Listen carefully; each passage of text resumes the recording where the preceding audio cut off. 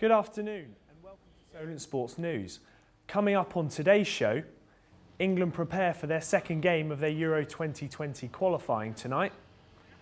Find out who's made history already at Tottenham's new stadium.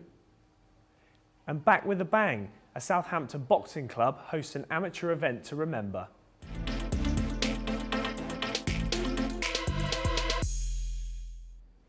But first, ahead of England's Euro 2020 qualifier, manager Gareth Southgate has told his players to prepare for a hostile atmosphere. Callum Hudson-Odoi and Declan Rice are set to make their full debut as the Three Lions face Montenegro.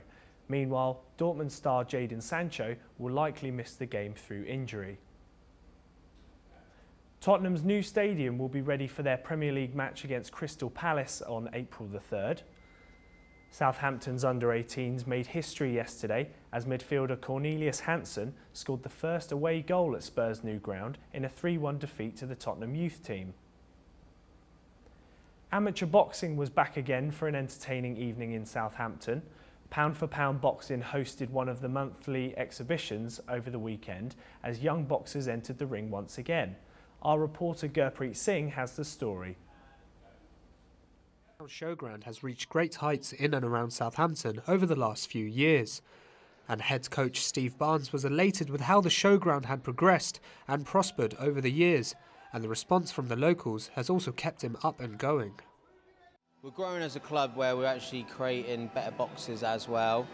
It's nice to hear from people, you know, in the public and that saying we're now established, you know, and we're known for that. So that's fantastic. You know, we're getting known in the community. We're getting known to have sort of, you know, good up and coming boxers. Their shows give the platform to young upcoming boxers to show off their skills against challenging opponents. 16-year-old Ben Abbott relishes the opportunity in these events. Feels good. I've never really done another club before. It's my first time joining a different club. Pretty nervous as always with the fight, but yeah, good to happy to represent the club. I think it's great, you know, fight at home and that is less travelling, so sorted with that, and yeah, I think it's a great idea to do it as a boxing club. Honestly, boxing in a community is fundamental because so many people need to channel what's going on in their lives. I think football, you know, for a sport is very accessible, very simple. You don't need a lot for it. But boxing as well, it's not an expensive sport to start. The main intention of Pound for Pound is to increase amateur boxing events to help them develop their skills and increase boxing activities in the south. Gurpreet Singh, Solent Sports News. Pound for Pound have entertained boxing fans for 2 years in Southampton, and to continue their service, the gym are making big changes. We have our reporter Adarsh at Pound for Pound. So Adarsh, what can you tell us? Thank you, Will. I'm here at Pound for Pound. I have with me Mr. Steve Barnes. Steve, what do you think about the event that happened on Saturday? Last Saturday was awesome. We had to work really hard for this show. It was a big one. We're really happy with how it went, but even like weeks beforehand, it was more challenging than most because we had so many people trying to get on the actual show. Which is great. I mean, it's actually a new problem to have, but you know, with that, we had to let a few clubs down, or even, you know, when you let a boxer know that they can't actually box on your show, it obviously upsets them, upsets the coaches, and then also the families as well. So we had a fair bit of that leading up towards the event because we're so rammed, so busy, and then on the night, it was absolutely awesome. Again, there's always sort of challenges, and that's why we all need to be present. We all need to be, you know, alert, and you know, we're sort of blessed that we're experienced at running these shows now. That we managed to sort of deal with them on the night, and then, you know, the show went ahead with 17 bouts on. We had clubs from all over the place. You know, South Wales, Eastbourne, you know, just past Brighton. You know, clubs from Oxford and Bracknell area, even sort of, we had a boxer come up from Devon as well, like 3-hour drive away. So we clubs are coming down and boxers are coming down. So it's really exciting. You know, we enjoy what we do. And you know, we want to use this place as an opportunity for boxers in the south to compete regularly.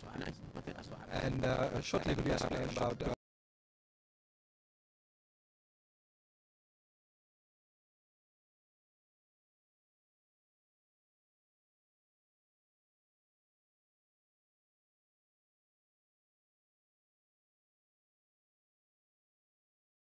things take time. Sometimes there's 6 people working down there, different builders of different trades, and then other days they're on another job, you know. So we have in mind that it's 2 to 3 weeks away.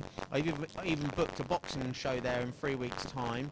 After being there today, it might be wise just to run the show here, to take some pressure off me, take some pressure off them. It might be unnecessary pressure, to be fair.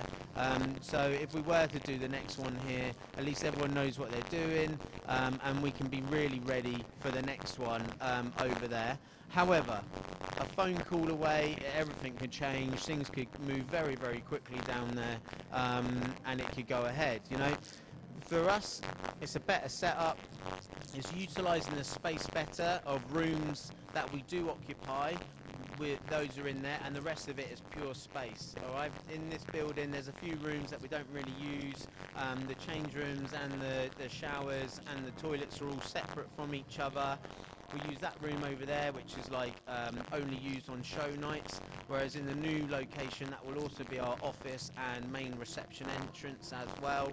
So we're really utilising what does work, and we're kind of removing what doesn't. And it's the same as well for our classes. You know, we're sort of really focusing on the boxing and the Brazilian Jiu-Jitsu. Some of the MMA classes have been, you know, dropped away, or, you know, things fizzle out. Whatever works well, we focus on. What isn't working well, you cut it loose. Fantastic, thank you very much. Back to you, Will, at the studio. Thank you, Adarsh. Now on to the Solent Varsity. We're joined by Ellie Osborne, captain of the women's rugby team. Ellie, thank you for joining us.